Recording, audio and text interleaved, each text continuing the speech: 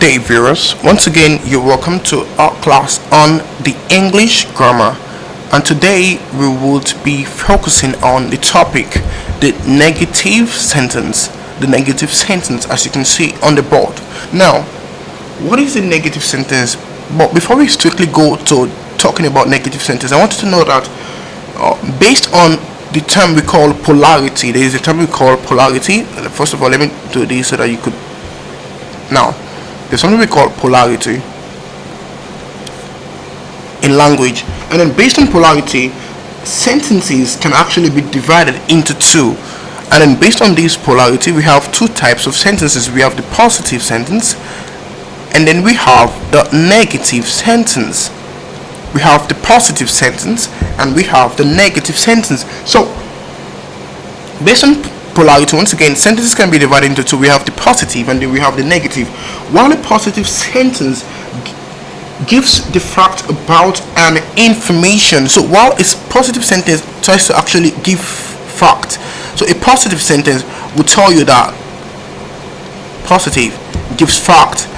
A negative sentence actually denies that fact. So a negative sentence denies the fact. Denies fact. So what do we mean by that? Now, a positive sentence would tell you that, look at the examples we have on the board. For instance, a positive sentence will tell you, I will go to school. I will go to school. While a negative sentence will tell you, I will not go to school. I will not go to school. So the placement of the not here in a way has been used to make the positive sentence I will go to school to a negative one, which is I will not go to school. So that's why you have a P in front of all the positives and then you have an N in front of all the negatives. So look at another example. Example 2 says she is dancing. Another example says she is not dancing. She is dancing. She is not dancing. So that tells you that this other sentence, the second one, is a negative sentence. Look, another one. You have been so kind to us. You have been so kind to us. A negative one says you have been so unkind to us. You have been so unkind to us. So by using the morpheme on un, adding it to kind, we have unkind. Then we also have what we call, look at it next to, we have everyone knows John to be nice. Everyone knows John to be nice. Look at the negative one, we have no one knows John to be nice. No one knows John to be nice. So once again, I say that there are two types of sentences based on polarity. We have the positive and then we have the negative. The positive sentence gives fact and then the negative sentence denies facts. And you can see on the board all of the examples that we have. Now, the first of each of the examples are obviously positive sentences, while the second ones are negative sentences. And then the examples actually in a way justify our description of negative sentences to be those that deny the fact stated in the positive. So our description in a way have been able to actually justify the fact that negative sentences actually deny the fact that positive sentences actually gave. For instance, the first example says I will go to school, while the second one, negative one, says it denies it by saying I will not go to school. The second one says she is dancing. The negative one denies it by saying she is not dancing. The third example, the positive sentence says you've been so kind to us, while the negative one denies that fact by claiming that you've been so unkind to us.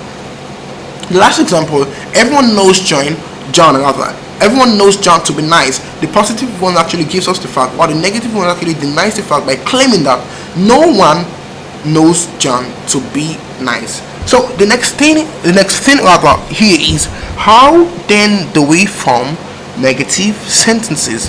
How to form negative sentences.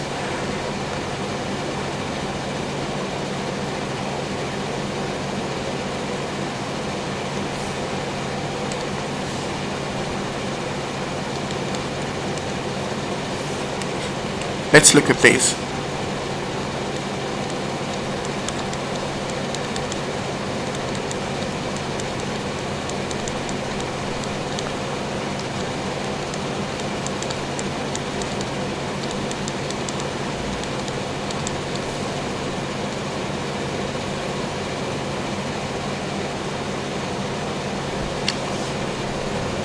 Okay, the first way or the first example or the first method of forming a negative sentences is through the use of the negator. Through the use of the negator, not the negators rather, not or never. Through the use of the negators not or never. So look at the example that we had in the first one, which says I will go to school. Well, the second one actually says I will not go to school. Now let me give you a number of examples under this. We have she has completed her studies overseas. Her studies overseas rather. Positive. So how would we negate this? By adding the negator not. So we have the negator not to the positive sentence. So that would bring us to have what? She has not completed. She has not completed her studies overseas. That's the way we turn a positive sentence to a negative sentence. Another example.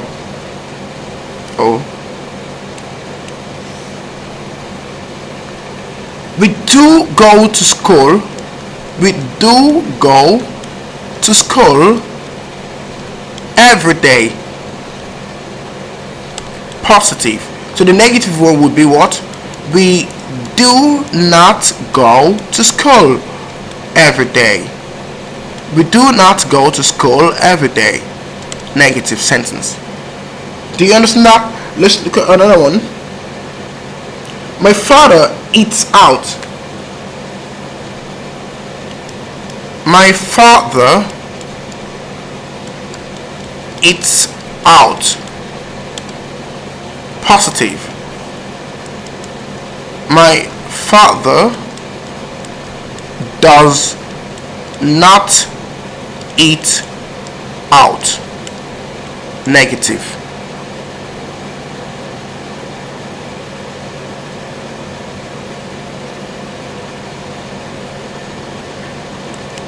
We will sing for our parents. We will sing for our parents. We will never sing for our parents. So those are the examples of positive and negative pairs of sentences. Positive, negative. So looking at these examples, you would note that the common or the most common way to negate a sentence is by putting a not, or better still, by adding the negator not to a sentence that is in its positive form. So that's the most common way through which we actually negate sentences. However, instead of not also, you could actually use the negator never, but not is even more common than never. But that's even by the way. Now,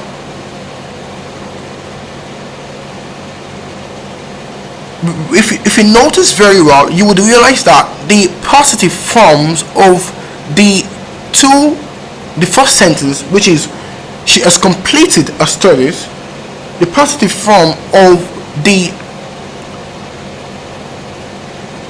second sentence, which is we do go to school every day, and the positive form of the last sentence, which is my farm, we will sing for our parents. Now all of these sentences are in the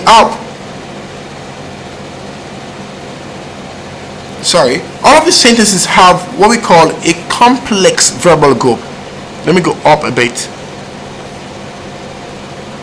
They have what we call complex verbal group. Now, by complex verbal group, we mean that the verbal groups do not have just one element. They have more than one element. More than one element make up the verbal group. So if more than one element make up the verbal group, then it is not too difficult for us to add the negator. So when you notice carefully, you would realize that example 1, example 2, and 4, they all have the complex verbal group. Thus, in this situation, the negator not is placed immediately after the auxiliary. Now, that is in a case where we have just one auxiliary. You place it immediately after the auxiliary, or if you have more than one auxiliary, you place it immediately after the first auxiliary verb in the sentence. Now, what are we trying to say? Look at this.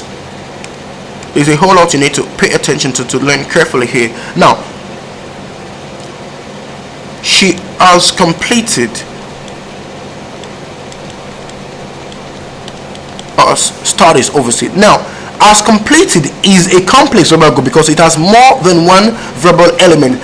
Has is a verbal element. Completed is another verbal element. Has is auxiliary. Completed is lexical or main verb. So we say that the negator should come immediately after the auxiliary. So that's why we have has not completed. Whether it is not we're using or never, as never completed. Do you realize that? So that's just it. So we have the negator not or never coming immediately after the first or the only auxiliary. Let me give you an instance where we have more than one auxiliary. He would have gone by now. He would have gone by now. So we said that the negator should be placed after the first or only auxiliary in a sentence. So we have he would not have gone by now. So that's just it. So would is the first auxiliary, then the negator not would be placed before after this first auxiliary. Do you understand that? Now, another thing I need to note about this particular first auxiliary, this first or only auxiliary verb has here, would here, they are usually called operator.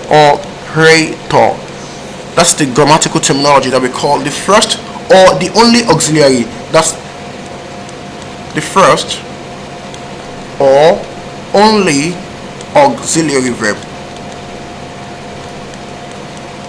in a sentence.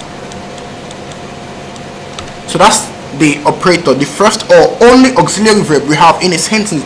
So what we're trying to say is that whenever you are following the first rule or the first method of negating a sentence, you place your negator immediately after the first or only auxiliary verb in a sentence, and that first or only auxiliary verb is what we call the operator. So that's after which the negator not or never is usually placed. Another thing I wanted to take note of under this particular method of forming a negative sentence is in a situation where the verbal phrase of the positive sentence is a simple one. Yes, so you want to ask, like, what if we have, it is easier for us to negate a sentence if it has a complex verbal group, but what if the sentence has a simple verbal group, like I ate the food?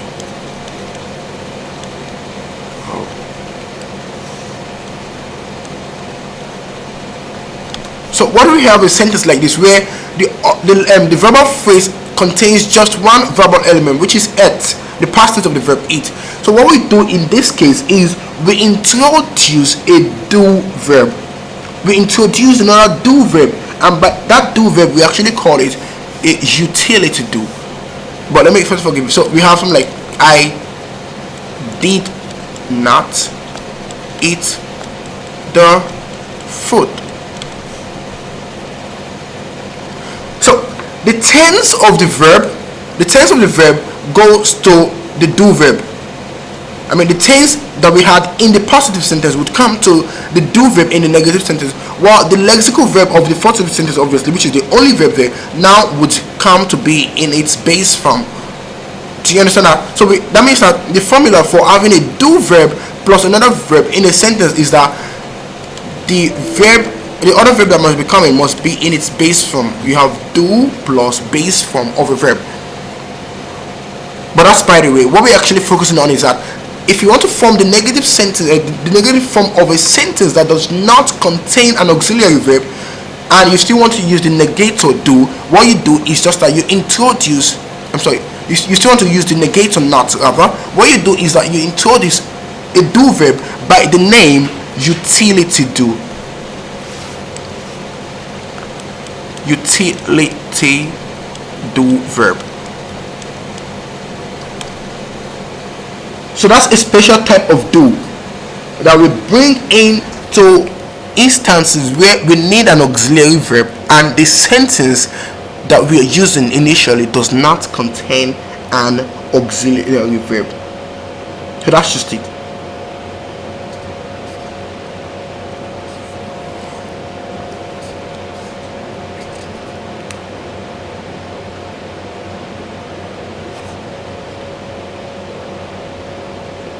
Now, another thing I want you to take note of also under this is that we may also want to, we may still also have another sentence that actually contains a do verb, like an instance of a lexical do verb.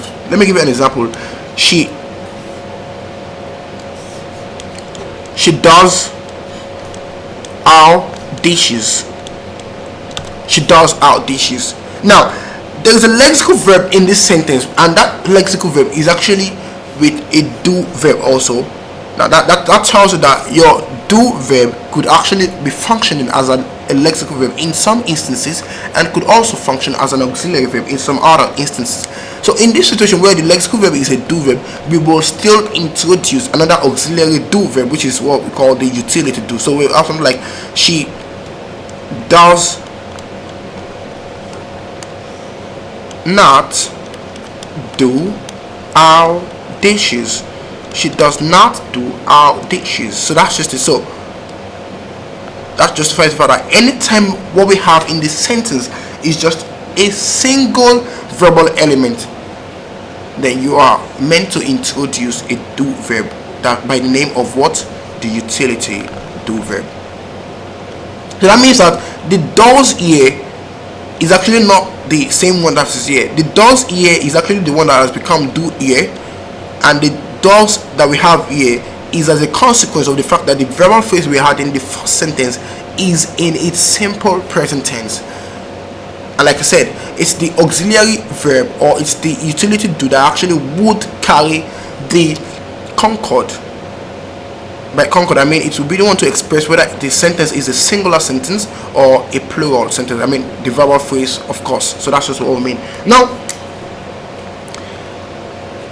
in another situation, let me give you another example. I want to check if I actually gave the example in the first place. Okay, so I didn't give it. So let me give another example. Like, look at this example. She is singing. Now, let's say you have an example like this. This is positive sentence. We have just one verbal element, which is, it's not, sorry, let me cancel that again. That's actually not what I wanted to tell you. Now look at this. She is my mother. She is my mother. Whereby we have just one verbal element, and that verbal element is a form of the be verb. Now this, when we say that in a case where you do not have, where you have a lexical verb do, like as in this, you would still introduce an auxiliary do. We already said that when we have just one verbal element and you're bringing, like, and you want to negate that sentence to a negative one, you want to form that sentence to a negative one, what you have to do is that you have to introduce a do verb that we call a utility do verb. But in this situation, do we also introduce the utility do? Do we say she does be my mother? After all, we already said that we should bring the do verb, and then the lexical verb should not be the normal base form of the verb, and that's the base form of this verb. So is this supposed to be this? No, this is wrong. what you just do is that in this situation, what you're supposed to do in this situation is to just say she is not my mother. Correct. So that means that in such a situation where in such a situation where the verbal phrase of the positive sentence contains a be verb, then in that place what you're supposed to do is just to introduce the negator not straight away into the sentence. That's just all you have to do. You don't necessarily have to bring another do verb into such a situation. So that's just it. So I hope you get what I'm trying to say. Like when you have another verb, and that verb that you have in that sentence is a form of a be verb, that's an instance of what we have as a copula or a linking verb. Sorry. So in that situation, what you just do is that you bring in your negator straight away. You don't care about trying to introduce a utility do verb. I hope you understand that. Now, another thing is that you should also note that we can also have the reduction of the negator. Reduction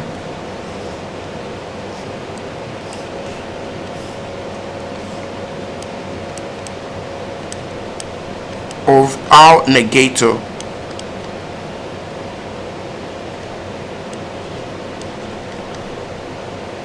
And in normal grammar we call these contracted or reduced forms. Contracted or reduced forms. That's what we call this in proper grammar. Now look at this. Let me give you an example. She does our dishes. So what do you have? She doesn't do our dishes. Simple. You have Dave will go to school. What should we have in the negative form? Dave won't